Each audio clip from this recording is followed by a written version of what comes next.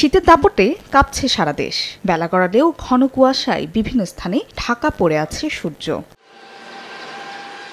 তাপমাত্রার পারদ নামতে থাকায় জবুথবু জনপদ। খুব বেশি প্রয়োজন ছাড়া ঘর ছেড়ে বের হচ্ছেন না কেউ। কয়েকটি জেলায় বিভিন্ন সংস্থা গরম কাপড় বিতরণ করলেও প্রয়োজনের তুলনায় কম। ৩-৪ দিন ধরে খুবই কুয়াশার ঠেলা গাড়ি ধরে বেরবার পাই না। এই যে হাতের মধ্যে গুড়া ছুড়া বইরা গেছে, বাচ্চার ঠ্যাং স্যাং খুললা গেছে, অথচ মনে করছি চিকিৎসা করতে পারতেছি না বলে উপায় নেই। খুব স্লো গাড়ি চালাইতে হয়, মানে এই বেশি দুরন্ত চালাইলে আমরা গাড়ি ব্রেক করে রাখা যাবে না, ব্রেক মারলে টাইনে আমি গাড়ি দৌড় দিব। কনকনে বাতাস দুর্ভোগ বয়ে এনেছে শ্রমজীবীদের। হাড় কাঁপানো শীত উপেক্ষা করেই মাঠে নেমেছেন কৃষক। ঘন কুয়াশায় ধান, সরিষা ও আলুর ক্ষেত নষ্টের শঙ্কায় তারা। অতিরিক্ত কুয়াশার কারণে জিনিসপত্র নষ্ট হয়ে যাচ্ছে, প্রতিদিন ওষুধ দিতেই হচ্ছে। মরে যাচ্ছে, কিন্তু আলু কিভাবে বাঁচানো যাবে সেই চেষ্টা আছে, কিন্তু ঘষে না।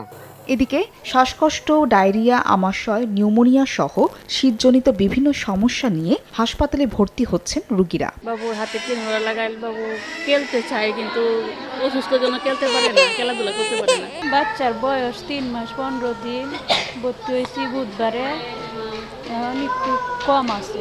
গত 24 ঘন্টায় কিশোরগঞ্জের বিভিন্ন হাসপাতালে শিশু ও ডায়রিয়া ওয়ার্ডে 150 নতুন রোগী ভর্তি হয়েছেন।